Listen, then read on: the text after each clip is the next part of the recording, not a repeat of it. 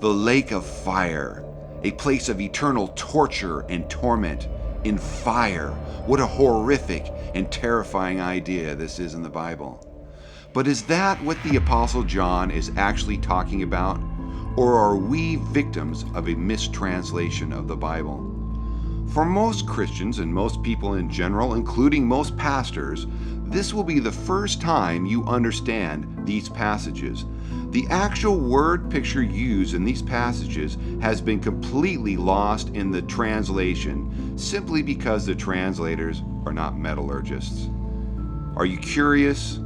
Please keep listening. What is the lake of fire in the Bible? The lake of fire is the most controversial and misunderstood concept in the Bible. Most modern Bible translations read something like this: the devil who deceived them was thrown into the lake of fire and sulfur, where the beast and the false prophet are also. They will be tormented day and night forever and ever. Revelations 20:10. Contrary to what the original Greek readers of this passage would have seen, most modern Bible translations depict the lake of fire as the most terrifying place imaginable, a realm of eternal torture in fire. The problem is the Apostle John is not talking about a lake at all, but a tiny pool of molten metal called a crucible.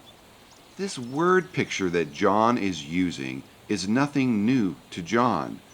In the book of Proverbs 17:3, it says, "The crucible is for silver and the furnace for gold, but the Lord tests the heart." King Solomon had already used this imagery of God testing the heart and using the word picture of a crucible, the refining of precious metals. The lake of fire with sulfur is the image of an ancient gold refining process, literally a crucible of molten gold with sulfur added to eliminate the impurities. This understanding is confirmed in Revelation 3:18. "I counsel you to buy from me gold refined by fire." Christ himself uses the image of gold refined in fire when rebuking the church in Laodicea for being neither hot nor cold. The lake of fire was never meant to be understood as an actual lake or realm of punishment in literal fire. Rather, the lake of fire is merely the word picture of the gold refiner's crucible, the process of purifying gold. Understanding the imagery of the Greek words behind these passages brings the text to life. The Greek word translated as lake literally means a pond, large or small depending on the context. This is the Greek word limné, which is coming from the root word limen. And this is coming from the idea of a pond, large or small. This could mean a lake depending on the context, or at least a large pond. But the New Testament writers actually distinguished between a large body of water and something small like a pond by using the Greek word thalassa. The Sea of Galilee in Mark 6:48, a lake, is thalassa. So the context is everything. And in the context of the passage, the lake of fire is the image of a tiny pond of molten metal, as we would see in the refiner's crucible, not a lake filled with fire. Only a psychopath would torture people literally in fire for all eternity. Most certainly God, who is love, would not do such a thing, nor would it even come to his mind. So what is this imagery of fire and sulfur in these passages? Sulfur, also known as brimstone, has been used in the refining of metals since ancient times. Gold refining by sulfurization is even still done by the United States Mint. Sulfur is highly reactive, and by adding small amounts of sulfur into the crucible, unwanted metals are transformed into sulfides, such as iron sulfide or copper sulfide. This reaction will even flash and smoke. The gold itself is resistant to this reaction and will settle to the bottom in a more purified form, since the other metals, now trapped as sulfides, float to the top. The ancients would not have understood the chemistry behind this process, but they most certainly would have understood the results. Pure gold. But what about being tormented in fire? Well, the Greek word translated as torment is actually the word touchstone. This is the Greek word basanizo, which comes from the Greek root word basanos, which is originally a black silicone-based stone used as a touchstone to test the purity of precious metals like silver and gold. The Greek word basanos is also where we get the word basalt, a type of rock that was used for making touchstones in the ancient world. The Apostle John is using this word in its very literal original meaning, the testing of gold. John's use of the word touchstone absolutely confirms that the lake of fire is the word picture of the gold refiner's crucible. Not a giant lake, but a gold refiner's crucible.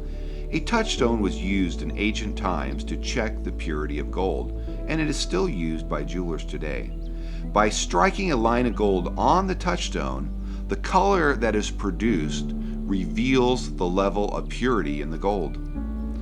That is the meaning of the word tormented in modern Bibles, a process for testing the purity of gold. An additional test for assaying the gold can be performed as well by applying an acid to that line of gold on the touchstone. The non-gold elements will react and even smoke, the same as when you put sulfur in the crucible. If there are a lot of impurities in that gold, the jeweler is going to see a little puff of smoke and some bubbling come off that touchstone, which is actually hydrogen gas from the chemical reaction. Therefore, the lake of fire is not a realm of eternal torture and fire. It's the same word picture that King Solomon was using in Proverbs 17:3. The lake of fire is a metaphor of gold refining and not an actual place or lake at all. The Apostle John is using the abstract idea, a word picture of a person being refined like gold, being refined, then tested, then refined again, with each cycle resulting in higher grades of purity. This word picture that John is using was not meant to be viewed as eternal torture or punishment, but rather it is the word picture of a process that has a goal and an end in mind. And that end is to bring out the goodness and purity of that person. But doesn't this passage say forever and ever? Well, yeah, if you're reading the New American Standard or the NIV or the ESV or any of these translations where apparently the scholars don't know how to read Greek, it says forever and ever.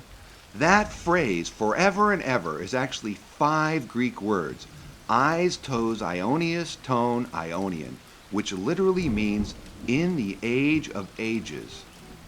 And another thing that you need to be aware of in these passages that changes the meaning of the passage is that modern Bible translations have dropped the Greek preposition eis, which means in or into, and inserted forever. They literally dropped the preposition that means in or into and inserted the word forever. So if you wanted to create a translation so an English reader could actually understand the passage, you would be reading in the age of ages, not forever and ever, but in the age of ages. And this applies to all these passages in the book of Revelations, translated as forever. For example, the passage that says, they will reign forever and ever, is incorrect. The passage should actually read, in the age of ages. It's not that eternity doesn't exist, that's simply not the context of these passages. Getting the preposition correct is critical to understanding these passages. It's the difference between the idea of merely being somewhere and the idea of duration of time. In other words, the passage is telling us when this will happen, not specifically how long it will take. Just like World War II occurred in the 20th century, but did not last through it. In other words, God is going to refine and test evildoers for as long as it takes in the age of ages. This is to return them to the pure state in which they were originally created to be. God is not a loser. God is going to have his way in his creation, and he's going to do this without violating anybody's free will. The early church fathers called this the apokatastasis. the restoration of all people and all things by God to what He originally intended them to be. And God's creation is very good. So if we wanted to translate this passage about the lake of fire, using the word pictures that John is actually using in the passage and bringing it out in English, the passage would read something like this.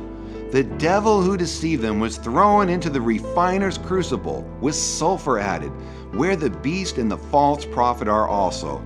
They will be tested for purity day and night in the age of ages. The idea going on there is that there's urgency in this transformation. God is actually going to even refine the devil himself. So the picture, the word picture that John is using in these passages is not the picture of being tortured in fire forever and ever. The word picture is that of the gold refiner's crucible, a process of purifying metal. This word picture of refining gold into a pure state is the picture of a process that has an end in mind.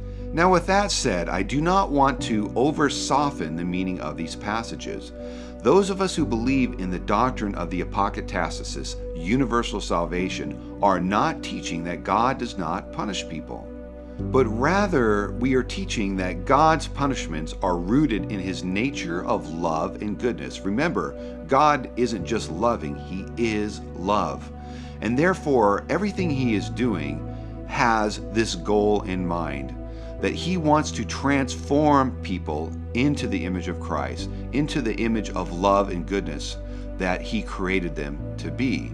And this could be a very painful process. If you choose to live a life of sin, God is going to correct you. And this could be painful, but it's not going to be eternal. God will get you to where you need to be, because that is what He created you to be. If we are careless and selfish and live a life without mercy towards others, we also will not receive mercy in equal measure. In equal measure. As believers in Christ, we are taught to be merciful because mercy triumphs over judgment. In other words, if we are merciful, God is going to be merciful. If we are not merciful, we are going to receive that same lack of mercy in equal measure. Not in infinite measure, but in equal measure. So from now on, when you read about the lake of fire in the Bible, remember the tiny refiner's crucible with the molten gold inside. That is the imagery the Apostle John is actually using. The so-called lake of fire is a pond of molten gold. Far from being a place of eternal torture and fire, the lake of fire, the refiner's crucible, is the picture of God refining His creation into pure gold. It is actually a beautiful picture of God's love and goodness, that He wants His creation to be pure and holy, loving and merciful.